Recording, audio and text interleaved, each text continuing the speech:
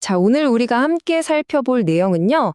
어쩌면 우리가 몸에 대해 가지고 있던 생각을 완전히 뒤집어 버릴지도 모르는 정말 도발적인 주장 하나입니다.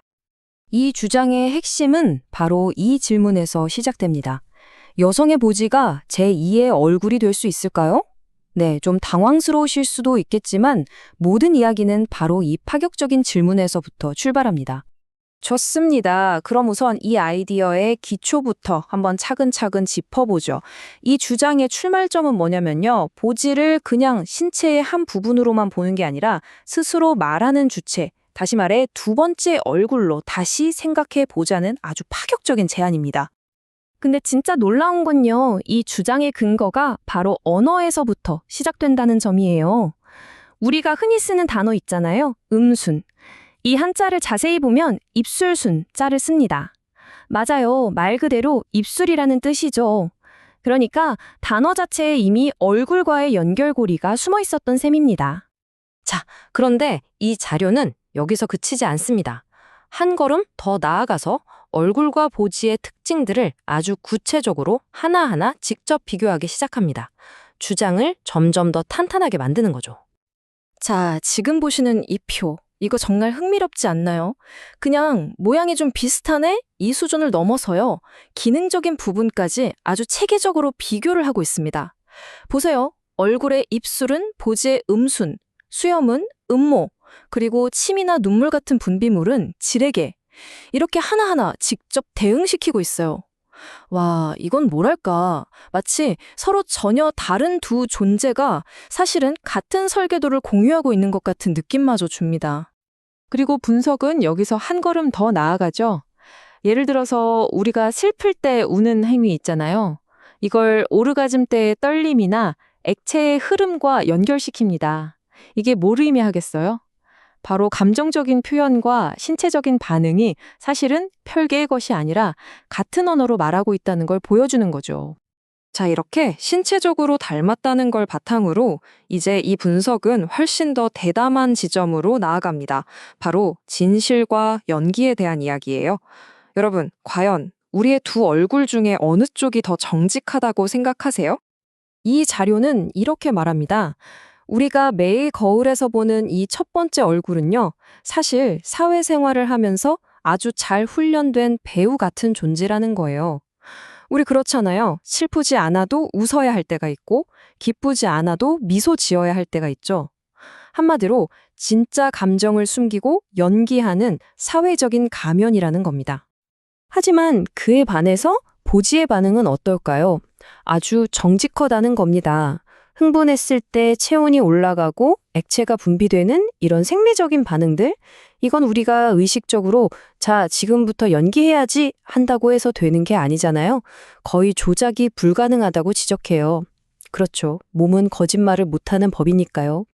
그래서 결론은 바로 이겁니다. 이 분석이 보는 보지는 어떤 꾸밈도 없는 우리 내면의 날 것 그대로를 드러내는, 그래서 절대로 거짓말을 할 수 없는 가장 진실된 얼굴이라는 거죠. 마치 사회적 가면 뒤에 감춰진 우리의 진짜 감정을 들여다볼 수 있는 그런 창문처럼요. 자, 그런데 이 주장이 여기서 완벽하게 끝나는 건 아닙니다. 오히려 이 분석은 아주 영리하게도 스스로의 주장이 품고 있는 어떤 치명적인 문제점, 즉 역설의 문제를 정면으로 꺼내듭니다.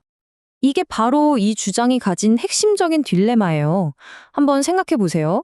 이미 여성의 몸을 충분히 대상화하고 있는 이런 문화 속에서 보지에 말하는 주체라는 의미를 부여하려는 시도가 의도와는 다르게 오히려 그걸 더 강력한 패티시의 대상으로 만들어버리는 그런 역효과를 낳을 수도 있지 않을까요?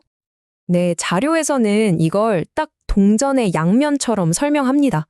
한쪽 면을 보면 억압받아온 신체 부위를 당당한 주체로 되찾으려는 해방적인 시도가 맞아요.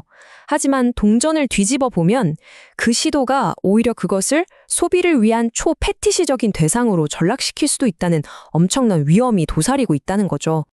사실 이런 역설은 갑자기 툭 튀어나온 게 아닙니다. 아주 오랜 역사를 가지고 있죠. 한번 돌아보면 역사적으로 남성의 성기는 늘 힘과 권력, 즉 주체의 상징이었잖아요. 반면에 여성의 성기는 끊임없이 대상이 되거나 아니면 아예 없는 것처럼 감춰져 왔습니다. 이런 깊은 불균형의 역사 위에서 이 문제를 봐야 한다는 겁니다. 그렇다면 이 복잡하게 얽힌 딜레마를 어떻게 풀어야 할까요? 이 분석이 제시하는 해법은 뭘까요? 놀랍게도 이 자료는 정답은 이것입니다 하고 딱 잘라 말하지 않아요. 대신에 우리에게 보는 방식, 즉 우리의 시선 자체를 근본적으로 바꿔야 한다고 제안합니다. 이 자료가 요구하는 건 바로 새롭고 존중하는 시선입니다.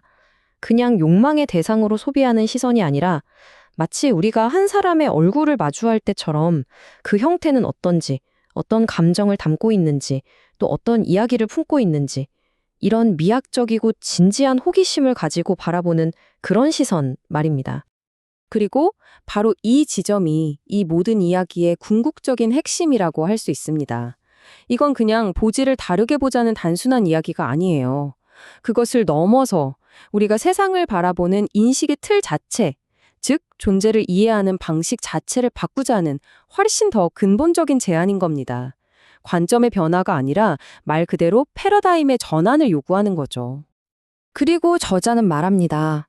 이렇게 우리의 인식이 바뀌는 순간 이건 단순히 신체의 한 부분을 존중하는 것에서 그치지 않는다고요. 이것이야말로 여성이라는 존재 자체를 온전히 존중하게 되는 그 가장 중요한 첫걸음이라고요. 네, 부분에 대한 진정한 존중이 결국 전체에 대한 존중으로 이어지는 겁니다. 자, 이 분석은 바로 이 마지막 질문을 우리 모두에게 던지면서 끝을 맺습니다.